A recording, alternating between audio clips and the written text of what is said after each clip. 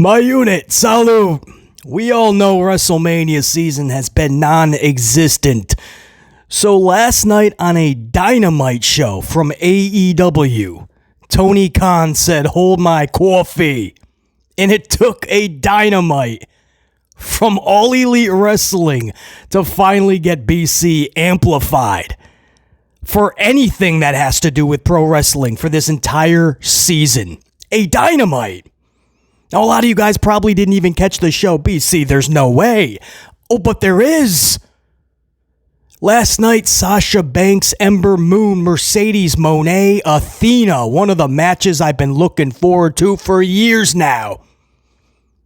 These ladies I put up on that pedestal, they are two of the best to do this wrestling thing. They were in that ring. Athena, to the best of my knowledge, has not lost a match in a couple of years. Last one, I believe, was 2023 against Willow, correct? Before that, you'd have to go back to 2022. So this is somebody who has not lost in years a singles matchup. Could she do the unthinkable last night, take out Mercedes Moné, or could Mercedes do the unthinkable and end this huge winning streak that Athena has accumulated? This was a massive match. Did it deliver? You bet your ass it did. And you bet your ass we gonna talk about it. By the end of the night, we were talking about new champions and a huge celebration. The middle of the show had a potential match of the year candidate. That's right, a Modi candidate last night. We'll talk about it. You had a debut last night from TNA Wrestling. And the return of the Who Train. Substitute the Godfather with an MJF. That's right, a lot of beautiful, sexy ladies paraded to the ring last night, flaunting all of their goods. You wouldn't see that in World Wrestling Entertainment, not in today's WWE. Oh no, the kids will, and their parents, they'd be all up in a tither. Right? It's probably already created a whole hoopla in the industry, right? Them is probably not too pleased this morning. But you know who is pleased? Alpha. Straight alpha dudes that love sexy gals. That's a W for we us. Beautiful, sexy ladies. Oh, it was a great, man, it took me back. You know, you could have all the spiked barbed wire bats and the crimson masks and the flaming tables. You could have all of that. I don't think Attitude Era with any of that. But you bring back some beautiful, sexy ladies who are flaunting their goods around. It's okay to be sexy, ladies. Don't worry. I know it's 2025. You're not supposed to be. Nobody can take you serious if you're just flaunting all the goods. No, it's okay. It's okay. You're beautiful. Shake what the good Lord gave you. It's okay. Sexy girls last night trying to gain the attention and other things of Bobby Lashley and Shelton Benjamin, MJ. I mean, that's a segment you would see back in the day. You did not think you were going to see something like that in today's pro wrestling. Thank you, Tony Khan. Thank you. Tony's like, screw it. Bring out the Ho Train. We'll talk about it. It's AEW Dynamite. It's 4/16/25. And for the first time this entire WrestleMania season, we got a good show. If not in totality, at least majority. We got a good show. And it wasn't even from World Wrestling Entertainment. Hey, that's gonna be funny, right? Because the thing to do the last several months especially was just bash AEW, but they actually put out a good show last night. So everybody that's been bashing, oh man, that's gotta be hilarious, right? This morning they gotta say it was good. That's gonna be funny. Uh-oh, we gotta say AEW. Are we still gonna get the clicks and the views and the subs? If we're honest? I've had a lot of coffee. BC's rocking out, man. We rocking out. That's why we the best to do what we do on this platform. No bullshit, no sugarcoating, straight amplified truth. 44 dive. We rolling. So we gotta act like it. We're also going to talk Hunter Hearst Helmsley. And today's amped up for 4/17/25. That's right, Helmsley. You like to think it's Mania week, so you want to say, you know what? This dude's probably locked himself in his office and he's doing all this creative, right? He knows that it's not Mania season. He's heard the fans. He understands, and he's going to try to make things better, at least for the last show right before SmackDown, right? Like things will start to make a little more sense because Helmsley is working 24/7 around the clock on the creative. No, he's doing more interviews than ever. This week, he's going from Jimmy Fallon to that D-list comedian Schultz, whatever his 2.5 hour podcast. And then he just literally did a new one for yesterday. Pete Rosenberg, over an hour interview with Helmsley. How many podcasts can you do in a week in interviews? Shouldn't you be doing, your actual position, your job of creative? Especially if everything doesn't make sense, if the fans are not happy with this Mania season. And instead of saying, okay, we're here, I'm going to work even harder before Mania. Instead, you're like, stop complaining and bitching. You're not even real fans. I have podcasts to do. Wait till you hear this one. Pete Rosenberg, whether you like this dude or not, he deserves awards. Many, with an S. Awards. He deserves coffees. Pete Rosenberg had to listen to over an hour of word salad bullshit, which is per usual for Hunter Helmsley in his interviews. But you're not going to believe. He talks about fans not happy with the product, complaining and bitching. His interviews are 90% complaining and bitching about how hard his job is. Maybe if you actually did it, it wouldn't be as hard.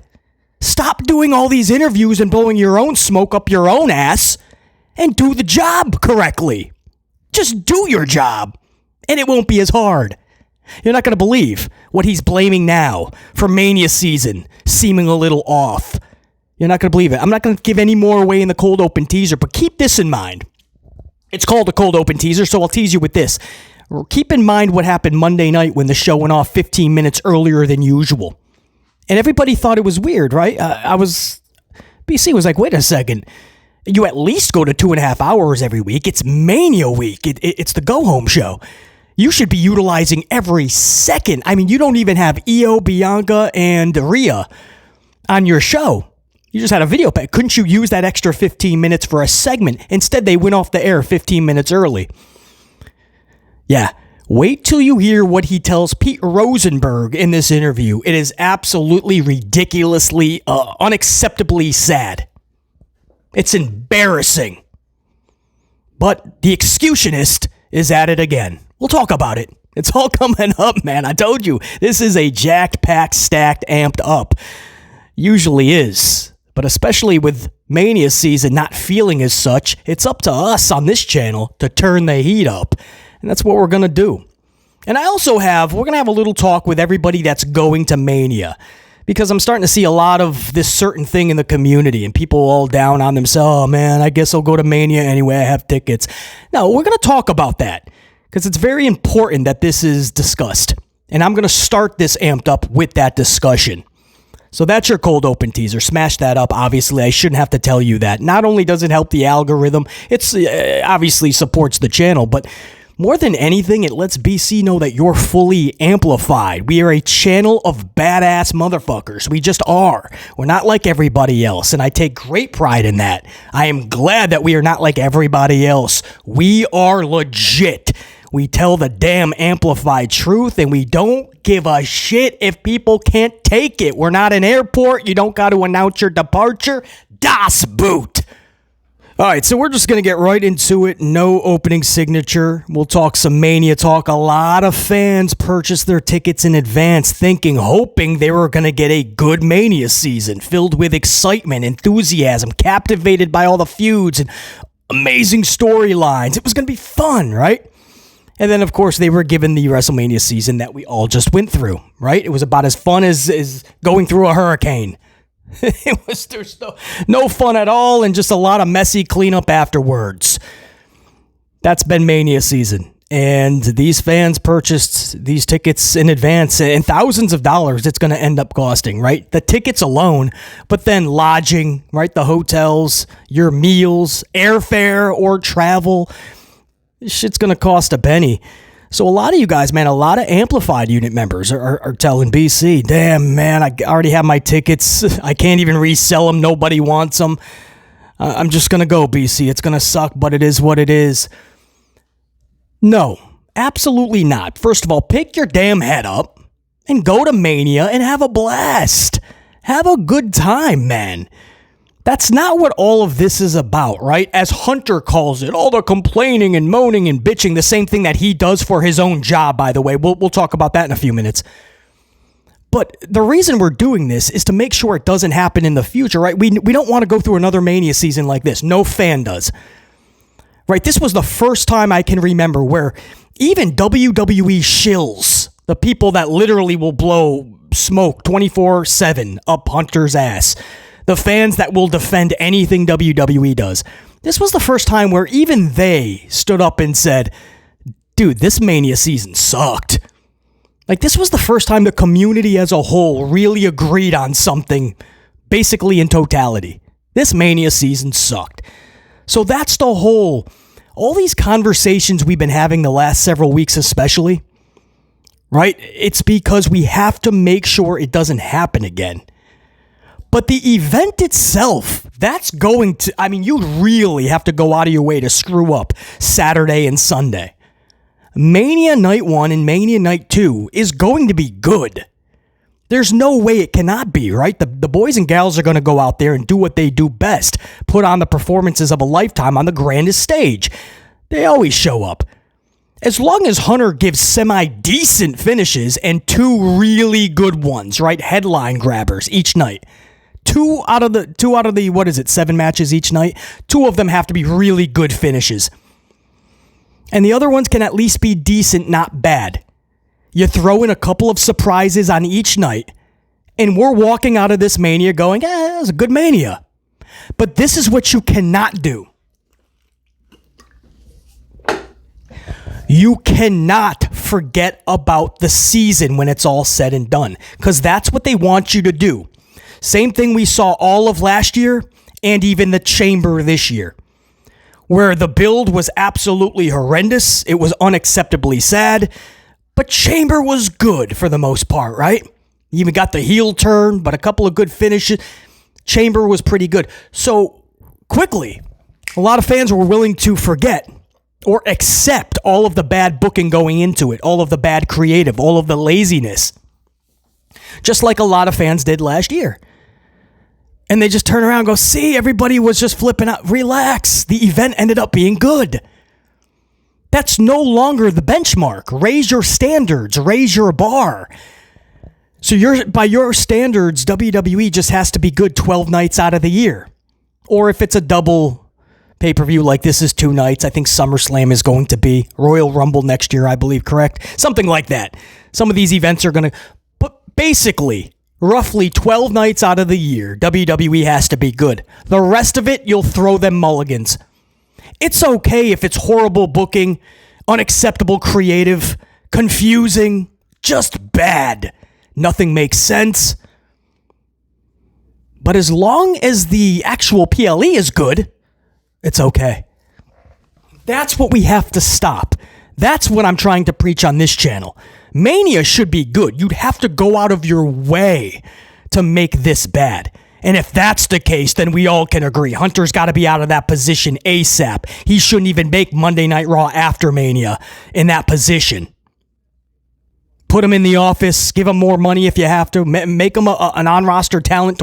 Make him the GM on air creatively, but get him out of creative. If he botches Mania, forget about it. I'm not even expecting that to happen. I mean, we're asking the bare minimum here. The boys and girls are going to put on all the show. They're doing all the work. All you got to do is think of 5 decent finishes each night and 2 good ones each night. Throw out a couple of surprises. Boom. That's it. That's all we're asking you to do. All this guy has to do is the bare minimum for Mania, and we'll just be like, fine, let's just move on. We'll even call it good. So if you're going to Mania, pick your head up. Have a good time. Get your little hot dogs. Get a replica championship belt, maybe. I don't know. They're gonna have really good coffee in the corridors, but if they do, get yourself some coffees and be amplified, man. You're around other pro wrestling fans. Now, it's a different type of fan in 2025, right? These are fans that are paying a lot of money, so they just want to participate 24/7. They don't even care about what's going on, clearly. That's why Hunter can feed them a lot of this bullshit, and they don't care. They're just going to sing along with Seth for 20 minutes. They're going to yeet with Jey Uso for 25 minutes. They're going to sing over every single and chant over every single promo. They don't even care what the wrestlers are saying. They don't care about a storyline. As long as they can hijack the show and be a part of the act, that's all they want to do. A lot of the fans are doing that today. They just want to show up and they want to be the show. And that's what we're seeing from a lot of these crowds. They don't even care about the wrestlers speaking. Now, yes, a lot of these wrestlers can't cut a decent promo, sadly. So maybe I can't even blame the fans for wanting to tune them out. But the sing-alongs and the chants and all of that, it's gotten nauseating. It has. It's exhausting. So I hope you're not going to join in on those type of things. But absolutely, have a good time. Do some chants. Enjoy yourself, but more than anything, I hope that you're captivated by the nights, because just enjoying it is not good enough, especially for the price tag that WWE is demanding from you. And I hope you guys caught yesterday's upload, because all the words that I've been telling you guys for weeks, they all ended up being true as always. WWE Ticketmaster, they were forced to slash prices in half. The same seats that we were talking about last week on that upload. You guys saw the thumbnail, $10,000 seats, and we talked about it. Those same seats are not only still available, but they're almost half off. If you guys want to know more and you didn't catch the upload, check it out. It went up late yesterday, but I know thousands of you guys have already caught it. A lot of big support and a lot of interest in that upload. So I thank you guys for making that a big hit. But it's all in yesterday's upload, man. I'll show you guys. Literally, I showed you how they just slashed prices. They had no choice. Not only were people turning their backs on Vegas that were planning on going just a little bit last minute, they said, oh, forget about it. Not only that, but the ones that have tickets, a lot of them are trying to sell them. The problem is the third party in the scalper market, it's already clogged. They can't get rid of the tickets that they already have. So now the third party and the scalp, that's now building up. It's clogged. And what that means is you're going to see a lot of empty seats. Now, WWE is going to make it look nice and filled, right? When we watch it on the TV, and probably when you're there live, it's going to look nice and filled. That's it's all part of the illusion. But you guys can right now go on Ticketmaster, for instance. You'll see full rows that are still available for hundreds and even thousands of dollars. And we're only 2 days away from Mania. Now that's Ticketmaster. Now the third-party sites and the scalpers, they have even more tickets into the thousands. And they're not going to be able to get rid of those. So it's going to look full, but trust me when I say, guys, there's thousands of seats that are going to be empty. It might not appear that way, but the evidence, you can check it out yourself. They can't even sell out NXT. They're not even close, and that's in an arena. NXT's having a hard time selling out. Undertaker's one-man show, I feel so bad for Undertaker, because I think that would be a pretty fun show, but there's just not enough interest, so there's so many seats left. The roast of WrestleMania, nobody cares about. The Hall of Fame, they're trying to beg you to buy a ticket to go listen to Hunter Hearst Helmsley talk about himself and blow smoke up his own ass for an hour and a half. What do you mean you don't want to do that? 3 months of watching Hunter Hearst Helmsley video packages about how great he is wasn't enough? You know, what do you mean that doesn't sound like a good time? Listening to Hunter Hearst Helmsley talk about himself for 2 hours. Ma, Dad, can we go? It only takes one credit card. But if you're going to Mania, have fun, man. It's an experience. It really is. Even if you don't go to the events itself, which I don't blame you, especially for what they're charging today. But if you're in the area or you're able to, the events like WWE World or the Hall of Fame usually, those events are really special. If you're a wrestling fan, man, you just kind of get caught up in all of it. And it's just really cool. Most years, I try to bare minimum go to Hall of Fame, WWE World for sure. There's so much to see and take part in. This is the first year that I can remember where I literally wanted nothing to do with this Mania. I didn't even think to go to WWE World or Hall of Fame. None of it. I wanted nothing to do with it. That's how bad this Mania season has been. And that's sad. But if you are going, the best part of the weekend for a lot of my unit, if you're going to Mania, the best part of your weekend is probably going to be WWE World, things like that, you know? That's what I mean about have fun, you know, really enjoy yourself, but hopefully more than anything, you're captivated by a lot of it. The event, Mania 1 and 2, Night 1, Night 2, again, should be good. I don't think for 1 second that when it's all said and done, we're not going to be talking about a good WrestleMania. I definitely think we are. Again, you'd have to go out of your way to make WrestleMania bad. But fans cannot forget about the season. We have to stop doing that. We have to start holding people like Hunter Helmsley accountable. We can't just let them off the hook because we get a good Mania. When it's all said and done on Monday morning, we can't go, see, man, it was good. Woo! Hunter was cooking.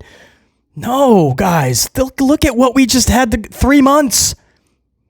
It's the journey just as much as the destination, sometimes even more important.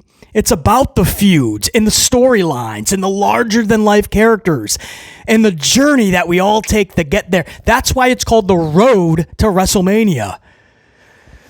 But it hasn't been, and that's what I'm saying. Enjoy yourself. Hopefully you're captivated by a lot of it. I really believe it's going to be a good show both nights.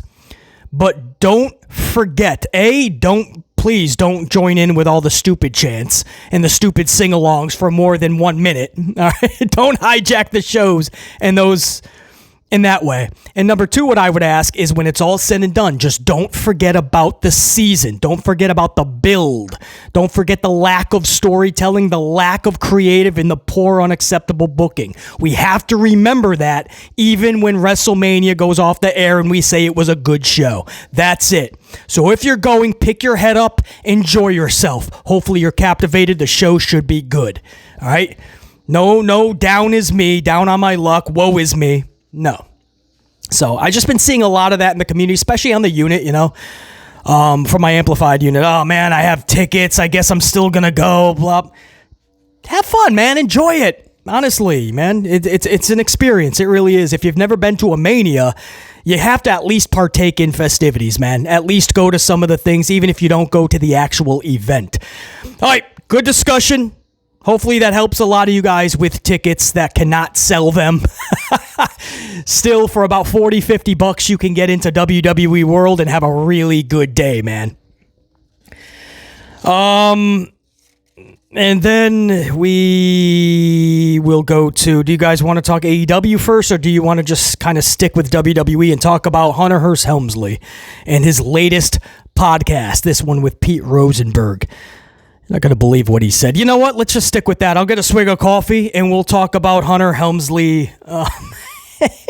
Now his new excuse as to why Mania feels off this year. Check this out.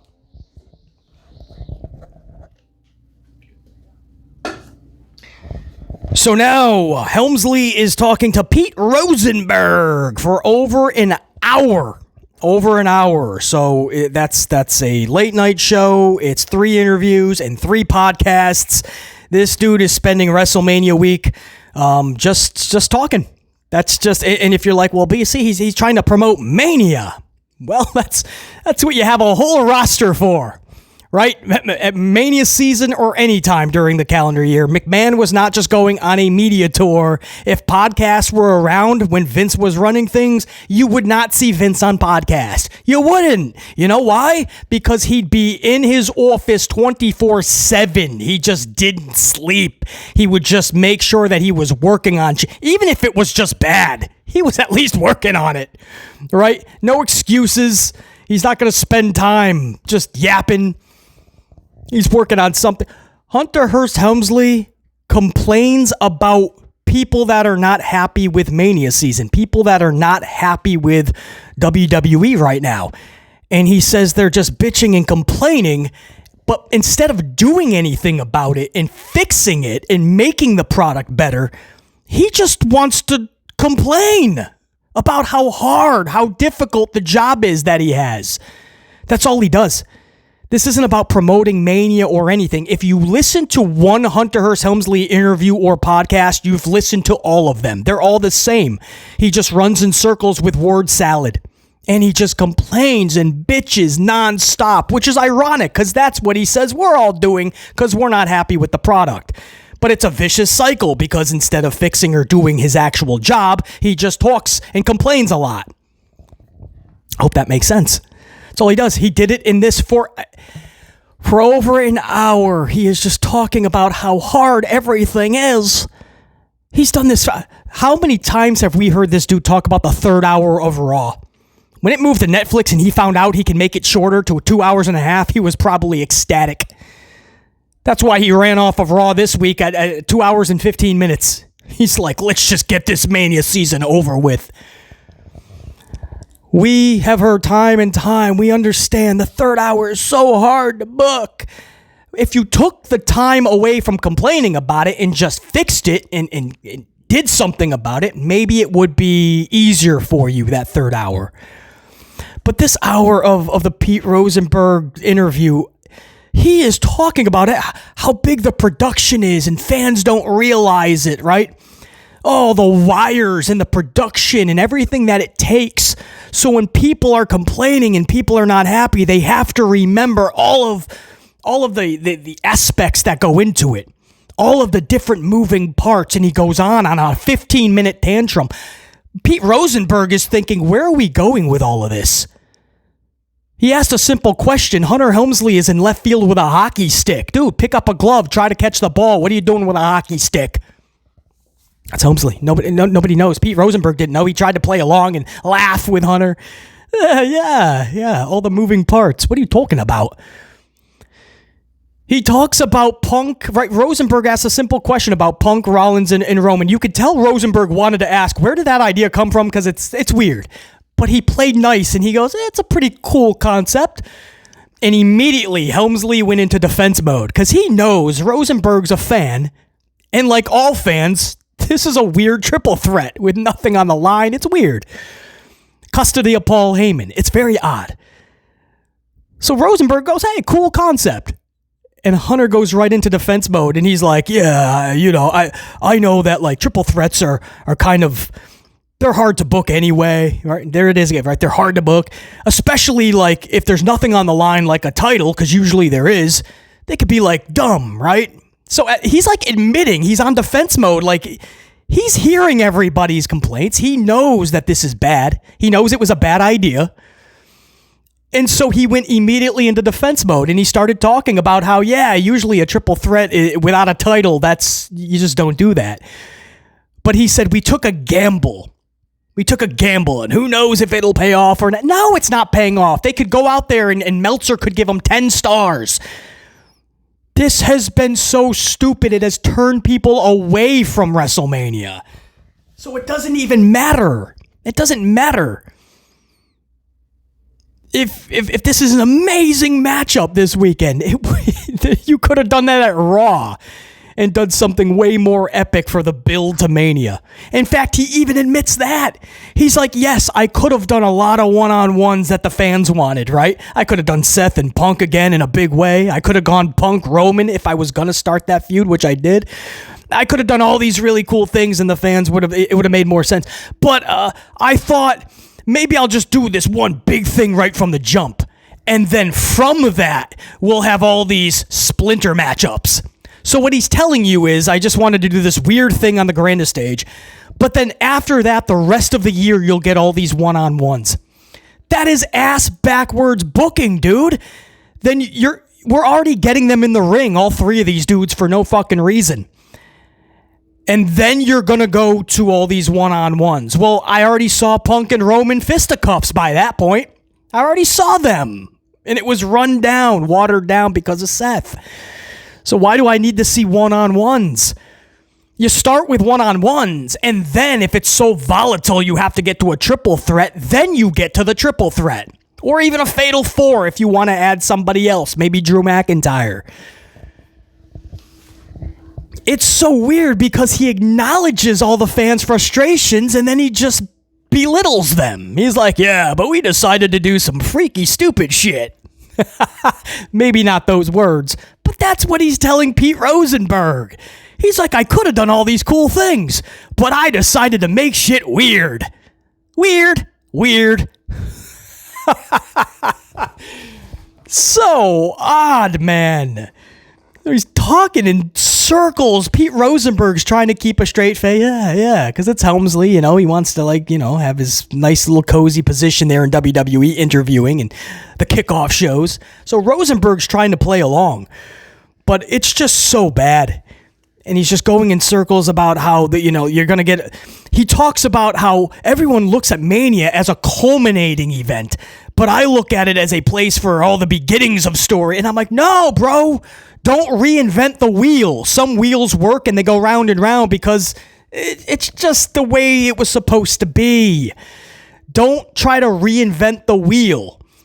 Don't fix what doesn't need to be fixed, what's not broken. WrestleMania, you culminate a really badass season. And yes, you reignite everything the next night on Monday Night Raw. But you don't do it you don't use Mania as a television show. But that's basically what he's done with the matches anyway. He's looking at Mania like a television show. Night 1 is Raw, Night 2 is SmackDown. That's the real scope of all of this. That's the real sitch that is unfolding. He is telling you that. He told us that in this hour-long interview. He said, yeah, I look at it as a place where we kind of come up with all the stories. That's not what Mania is, bro. That's not what people are paying $10,000 a ticket for. Which I don't know why they're doing that anyway. But he's talking in circles, and that's not even the best part. And I say best in quotes, right? A little sarcasm with that. Because check this out. He then talks even more about how difficult his job is. And he starts talking about the 2 extra weeks, like why Mania season seems so off this year. And his latest excuse is the 2 extra weeks that we had. Fans don't understand. There's 2 extra weeks that we usually don't have. By now, Mania's already come and gone. Right? Late March or early April. But those 2 extra weeks... so usually when we have our foot on the gas, he said, and we're rolling right in the but now the 2 extra weeks, we were kind of like moving puzzle pieces. How is 2 extra weeks a detriment? How is that a bad thing? You could get more creative. You could have more fun. If you truly loved and were good at what you do, you would be kicking ass. You wouldn't be complaining about how you have more time to build stories. Oh no, we have more time. What would this dude do if it was back in the day and there was only 4 pay-per-views a year? Because that's what BC grew up with. There was a Royal Rumble. There was a WrestleMania, a SummerSlam, and a Survivor Series. Not even a King of the Ring yet, guys. Not an In Your House. It was just 4. Rumble, Mania, SummerSlam, Survivor Series. That was it. So each pay-per-view had 3 months of build. What would Helmsley do back in the day? He would do nothing. He would either curl up in a ball, hide in the corner until the event was done, or he would go on an interview spree. And he would just start doing all the interviews. Yeah, I'm Hunter Helmsley. I run WWE when I'm not doing interviews, which is 24/7, so I guess I don't run anything. So he just talks nonstop about how the 2 extra weeks, it's so hard. We had to create more. You didn't create shit. It was Monday Night Raw, the go-home show to Mania, and you ended the show 15 minutes even earlier. It ended after 2 hours and 15 minutes. You didn't want that extra time? That's what I mean about Helmsley. He does the bare minimum and even less. It's Mania week. Most of the fan base is frustrated with this entire season. And what is he doing? More and more podcasts and interviews. That's it. He doesn't care about fixing it. He's not getting creative. You think that's a dude who's busting his ass on creative? No. He's just chilling out, talking to celebs, doing podcasts, going on the Tonight Show. And he's not promoting Mania. Cut the shit. That's what the whole roster is for. Vince didn't go on media tours. He sent his roster out there. And in the process, here's a crazy concept. They got exposure. Their star shined a bit more because they were exposed to national TV and all of these interviews. They could be doing these podcasts. But no, Hunter wants to take away from what he should be doing so that he can play superstar. Meanwhile, everybody else gets less exposure, and it's fitting, right? Everybody is pretty much booked status quo mid in WWE. Most individuals are tweeners. You don't know if they're a face or a heel. He books his wrestlers as tweeners. Why? Because a fan base can't really get behind it. They can cheer a little, they can boo a little, but they'll never get too over. So the face of the company has somehow become Hunter Hearst Helmsley because he books everybody mid, and he's the guy you see and hear 24/7. Somehow a dude in his late 50s who's done in the ring, who's running the ship supposedly, somehow he is the face of the company. And if you look how he books his wrestlers, you shouldn't be shocked. I'll put all my baby faces in the same matchups. That way they all get cheered in thirds. Nobody truly gets over. Roman, Punk, Rollins, right? We'll split the reaction 3 ways. Same with the ladies. Rhea, Io, Bianca. We'll split it 3 ways. But I'll be the one. I'll be the face of the company. That's Hunter Helmsley, man. And he just complains about people that complain about the product today and don't like it. How about you stop doing the fucking podcasts and the interviews? At least act. Put on a facade. Right, it's just the act of it. Act like you care, man. Put on a show, like have a photo that leaks from the office that shows you with a pen and paper, right? Or maybe you have a computer if you know how to type a little bit, right? And you got a computer in front of you, a laptop, something. And it looks like you're working on maybe creative. Perception is reality. People are not happy with Mania season and they just see you sitting in a fucking chair doing interviews all day, every day.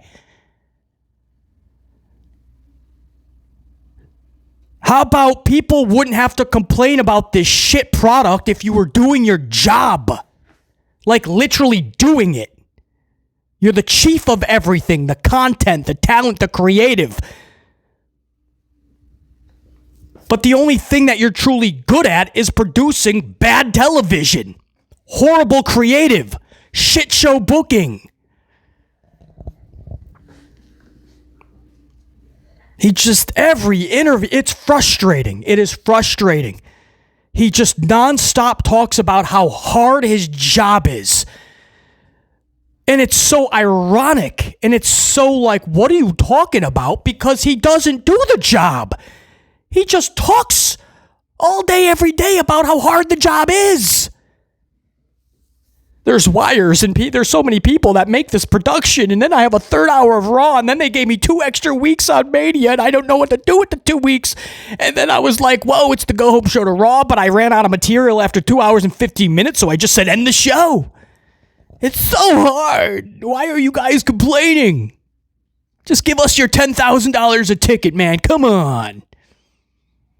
No, do your fucking job, dude. An hour plus interview. We didn't see enough. You saw the Fallon. You saw the Schultz 2.5 hours. You saw the 2 other interviews and the 2 other podcasts with the numbskulls. And we needed another hour of Hunter Hearst Helmsley talking about how hard shit is. It's frustrating. As a fan for decades, this is unacceptable. It's unacceptable. I'm not even asking you to have the same work ethic as Vince McMahon, but at least act and show that you give a fuck.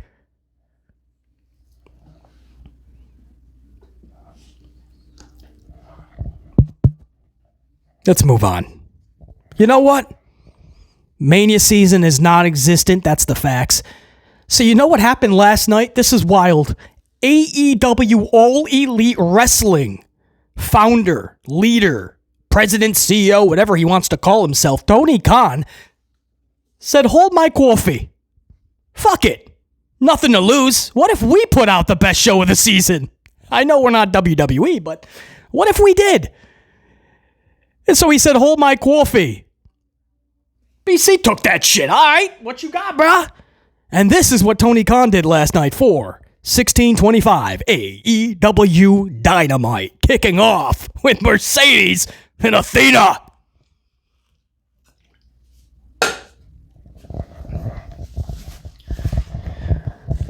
Moné defeats Athena via roll. I call these roll-ups. It's just when you hold them down. I know it's not a traditional probably, but you know, when you hold legs down or their arms in any variety of ways, I call them all roll-ups. You're just holding your opponent down. The match was so good, guys. At least 20 minutes, right? I should have been, I know, but I was so captivated. That's what Mercedes always does for BC. When I say she's the best female talent skill-wise, she's the common denominator in everybody, or at least most wrestlers' best match. That's how I come to that conclusion. Facts. Because whenever I say, right, you got the Mercedes hater. Oh, no, she's not. She sucks. What about on the microphone, BC? In the ring, she's the common denominator in most females' best matches, some of them multiple. So factually, it doesn't matter what we think. Whether you love Mercedes, you can't stand her. Factually, she's the common denominator. She was what Shawn Michaels was back in the day. Whether you love Shawn or not, that's cool. That's your prerogative. But Shawn Michaels was the common denominator in most wrestlers' best matches. So it didn't matter if you liked them or not, or you didn't think that's the case. That's not true. No, it literally is. So, you know, this was just a match where I was so captivated I didn't keep track, but it was at least like 20 minutes. So they let these gals rock, and rock is what they did. So the finish was anticlimactic for me because I just hate hold 'em downs. Once in a while, it's okay if they really catch you off guard, if you don't see it often. But in today's wrestling, you see it all the time. In fact, the very next match, we're going to be talking about this again. It's unfortunate. So keep that conversation in mind, right? The roll-up or the hold-em-down pinfall. But that's how this matchup ended. Now, this was huge for a variety of reasons, right? Athena, again, to my recollection, her last loss was, I believe, Willow a couple of years ago, 2023. And before that, you'd have to go a year before 2022. So only a couple of singles losses because the other two were tag team. And then maybe a six. There were multi-schmazes. But singles, she's only had a couple in the last several years, and her last one was bare minimum a couple of years ago, guys. So this lady does not lose matches. She's on a winning streak for the ages. So if Athena can beat Moné, that is a win for the ages. If Moné can beat Athena, it's a win for the ages. This match was so monumental, and they delivered. And Moné defeated Athena, ended that winning streak. It was wild, man. Absolutely wild. Because you knew Moné wasn't losing. You knew it was most likely going to be Athena, but it was like, wow, what a moment that's going to be. And I think the moment of the match, there was so many. But the moment was, the moment that just kind of replays nonstop is Mercedes catching Athena's Eclipse top rope stunner. Her finisher, they call that the Eclipse, correct? She calls it the Eclipse. I mean, it was hit beautifully, but she didn't actually hit. Mercedes actually caught it and went into I don't think it was a backstabber. I think she just kind of went into the roll-up position, correct? I didn't put it in my notes. I'm trying to go off of kind of it was just hit beautifully, but somehow Mercedes caught it. And moments later, Athena was pinned. Ooh, that was wild, man. But there was a moment that you guys probably you let pass. You probably don't even remember it. But this is what makes Mercedes so good. And Athena. But Athena is about to put Mercedes in a powerbomb position, right? So she sets it up, picks her up. Mercedes is in the air going, so she's 80% into the powerbomb. And right about here, right about when you get boom, the right here, that's when the power, right, that's when most wrestlers, even dudes, they kind of give up at that point and they just do the power bomb. Athena knew that Mercedes was going to get as high as possible. So Athena goes the extra mile, not literally a mile, but she goes a little bit farther, right up to a stand-up position almost, or basically stand-up. And Mercedes, you can see her thrust herself to get even higher, so the power bomb is more devastating. And she's the one taking it. But Athena set it up to that point, and Mercedes worked off it so well. That's what consummate professionals that are the best at what they do, that's the type of content they can produce. That's the matchups you can get. When you got two individuals that not just know what they're doing, but they're so damn good at it. It was just a moment where, again, that passed everybody. You're like, wow, that's a talking point, BC? But yes, when you were a true critic of pro wrestling, like when you are a real reviewer, and you're damn right, I hang my hat on that, and I take great pride in that. Because I've been dissecting pro wrestling and reviewing it and talking about it since I was a kid. All the adults in the room would be like, damn, dude, it's just, it's a show. Just let it, it's off the air. But I'd be like, no, this match could have been better if they did X, Y, Z. All the adults are like, damn, dude, you're right, but what the heck? I've always dissected pro wrestling, and because what makes pro wrestling good or unfortunately bad, it's the little things, man. You know, and those are the things that the good news is they can easily be fixed or adjusted or trained, learned. And if not, then that's what keeps a lot of these individuals, you know, from getting to where they hope to be. I hope that makes sense, man. It's the little things. You know, we're setting up a power bomb. But those little bit, Athena gives Mercedes the chance to make this an extra special power bomb. And once Mercedes reaches her peak, you see her thrust herself even higher to take that even harder. Mercedes is going to take that bump because she knows it's going to look a lot more badass and add to the value of the match. All right, that's it. That's what I'll say about it. Moné defeats Athena, keeps her championships. Post-match, if you thought that was fun, Toni Storm is up in the crowd, upper deck, and she's clapping. And that stare down, man, that's the match I've been wanting for a while now. But you see, it's too early, a lot of people would say, but not early enough. Mercedes needs a storyline. I said now, capitalize now on Toni Mercedes, man. Let's just ignite the division right now. It needs it. And we're gonna do it. Tony Khan listened. Thank you. Toni Storm, Mercedes. Coming off of Athena and Mercedes, fuck yeah, please. That division, it's getting those headlines deservingly. Those are the matches, man. That can ignite an entire division. It could make the ladies on that roster work even harder after what they're watching in front of them. Toni Storm, Mercedes is coming up. So awesome. And that's how we started the show. Now, Tony Khan kept the action pretty hot because he had Hangman Page in the ring with a debuting Josh Alexander. Now, Alexander had been signed for a while now. A lot of fans don't realize that. He has been. We were hearing there was like visa issues, and that was delaying his debut. Now, I cannot confirm or deny that. That's multiple reputable reports were saying the same thing, visa issues. So take that with a grain of salt, but that's the latest word that we had. So anyway, he finally debuts. Page pins Alexander via roll up. That's what I mean. That's something you can't do. WWE does it all the time. Doesn't matter if it was VKM or now Helmsley. Roll up after roll up after roll up. You got to get more creative, especially if you're going to do them back to back. Like, that's not creative, especially if you're doing them back to back, and that's what they did here. Again, Mercedes and Athena's was a little different, but that's how you're having Athena lose, just getting held down, and that's how you're having a debuting Josh Alexander, but still, Hangman cannot lose this. Hangman is on a tear. That character is so good right now. Creatively, BC could do so much with that Hangman Page character. There's no way you can have him lose to a dude that just came in. So you knew Alexander had to take this L. It was just, how are they going to do it? Even though I'm not a fan of the roll-up, I love what they did post-match. At first, it was just Alexander. First it was Fletcher Don Callis and Fletcher come to the ring. Fletcher tries to take out Hangman, but that backfires quickly. Fletcher gets annihilated. He's out of the ring. But Callis is whispering in the ear of Alexander. Now, they have some history, guys. Out of AEW, out of TNA even. This is nothing where they were. They have history.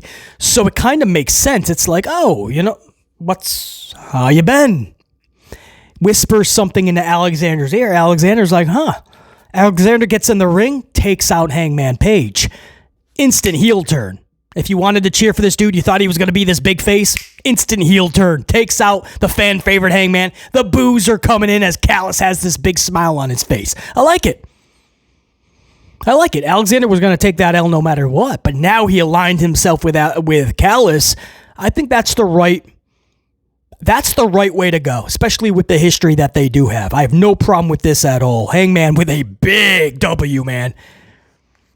PC, man. It's Jason. It's Jason, his brother Jason. Josh Alexander. It's not that. No, it is, man. This is a debut that a lot of fans were actually looking forward to. And you put him right in there with Hangman Page. That's huge. So we'll see what that happens with that's a huge addition to the Callis family, I'll tell you that much. Syndicate was up next, defeating Agony via Lashley Spear. MJF comes out post-match. Thank you, Tony Khan, for all the shit this dude takes in the community, and some of it he brings upon himself. I understand that. But damn, he took a gamble last night. The gamble isn't putting three of your top baby faces together, Punk, Rollins, and Roman, when fans are trying to tell you that's stupid, there's no title on the line, and who cares who gets custody of Paul Heyman. No, a gamble is going, what if we bring sexy ladies out to the ring to be sexy ladies? That is frowned upon in 2025, isn't it? It upsets the herd. The women are supposed to be looked at as the equals and as professional, and they can't shake their ass like Lola Vice on NXT. They can't look so damn beautiful in booty shorts like Liv Morgan or Jada Parker. That's the extent that WWE goes. They can't twerk like Michin. They can't smack their ass like Bianca Belair. That's frowned upon. No, it's not. These ladies know they have amazing assets. They utilize them. They're beautiful. Pro wrestling is still dominated by dudes. It's 70% of the audience. 7 out of 10, basically, are dudes. I can't. It's okay. The world's not going to implode because beautiful women came to the ring in scantily clad outfits for a wrestling storyline. It's going to be okay. It's not going to put women back 800 years. Relax. It's okay. MJF, the perfect person for it. He's trying to get 3, or at least two upvotes to get into Syndicate. Benjamin is all about the ladies. He also wants to watch. So he's about to give it up, but Lashley's like, dude. So he's like, no. So MJF remains on the outside of Syndicate. But out of the kindness of his heart to show how serious he is about getting on the good side of all of Syndicate, he gives them the ladies anyway. And the watch, I believe, to Shelton. But he says, you can have the ladies. And he goes, Bob, one way or the other, I'm going to get into Syndicate because I'm MJF and I'm better than you. So he still kind of pokes a little bit at Lashley with that smug look. Like, he's going to win over Lashley one way or the other. He's going to get Lashley to end up liking him or accepting him. But he's going to do it still in his smug way. You know, he's not going to change too much, but he's going to find a way. He thought the beautiful ladies and some nice gold watches would help. It was just so, it just brings you back, man. You know, like, it's a wrestling show, and there are so many dudes that watch this, and I know it's 2025, but there's still a lot of dudes, like alpha dudes, that want to see beautiful ladies. It is awesome what has happened with women's wrestling. I love it. You guys know that. To watch somebody like Liv Morgan, like when she started, I was like, oh, I don't know. And here we are a few years later, and every week I just see Liv Morgan get better and better and better. Unfortunately, sometimes you get a rough one that comes around, they just don't get it. Like Ronda Rousey. At first, I thought she got it like that, but that's because she rehearsed so heavily. When she doesn't get to rehearse, it's not good. But to see somebody like a Jada Parker or a Sol Ruca, Roxanne Perez, you got Julia coming in, Stephanie, to see all these ladies, what Mercedes and Athena did. I mean, women's wrestling today is better than I've ever seen it. And that's with respect to Alundra Blaze and the Gail Kims and everybody that paved the way beforehand. So it's awesome to see what has happened with women's wrestling, but we can't just not use beautiful women in storylines just to be sexy. We can't just stop that. Can't do it. I don't think, at least, it should be banned or outlawed. I'm so glad that they put that segment out there last night, man. It's okay to do it. Because these women are beautiful. You can love the matches and their talent. Even I mentioned it just a couple minutes ago, right? You watch them out there. They know they're sexy, and they know it's most dudes, and they're going to play into it. So when Jada's cutting the promos and she's out there with booty shorts, or Liv Morgan is just in the managerial role, or cutting a promo and she's out there in the shortest shorts you've ever seen, or Bianca's smacking her ass, or smacking her opponent's ass. Michin is twerking like I've never seen before. Miley Cyrus would be like, whoa. That's what's happening. All these females are doing the ass to the face in the turnbuckle and just shaking their ass in the faces of another. I mean, they know. So even they're okay with it. It's okay, guys. You don't got a virtual signal or do all these. You don't got to put up the fight. I can't believe they used women like that.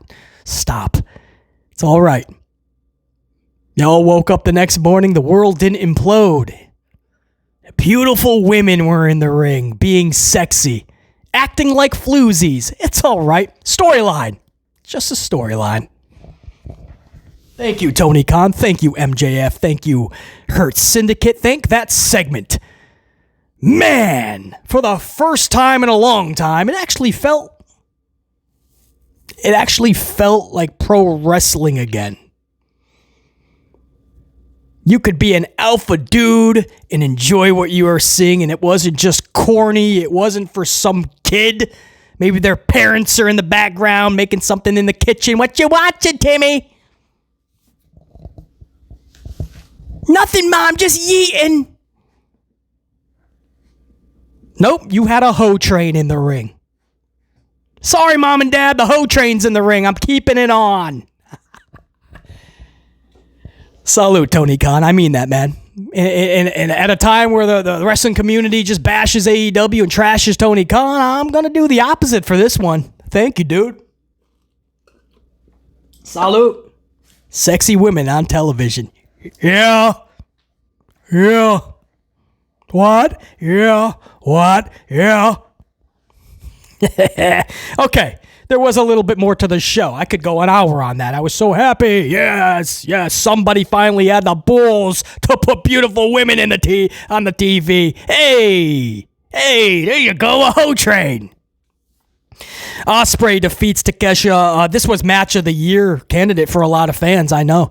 This was in the middle of a Dynamite, toward the end, but it was not the main event. And this was easily a Modi, man. I will absolutely say that. I know it's only 4 months into the year, but that's a third of the year, and I think we only have a couple of other matchups that are match of the year candidates. This was really good. I would have taken away a couple, 2-3 of the false finishes, but wow, was this good. Ospreay, of course, picks up the W. And then Ops with Hobbs defeat the Riders in a 6-man tag for the Trios Championships. And so that was pretty big because Hobbs obviously in there for the hook. And Hobbs picks up a championship standing next to Samoa Joe. Like, think about that. So there's a huge celebration. The way it was done, too, they actually had Mox pass out to Joe, guys. Joe passes out Mox. And the titles are switched over to the Ops and Hobbs.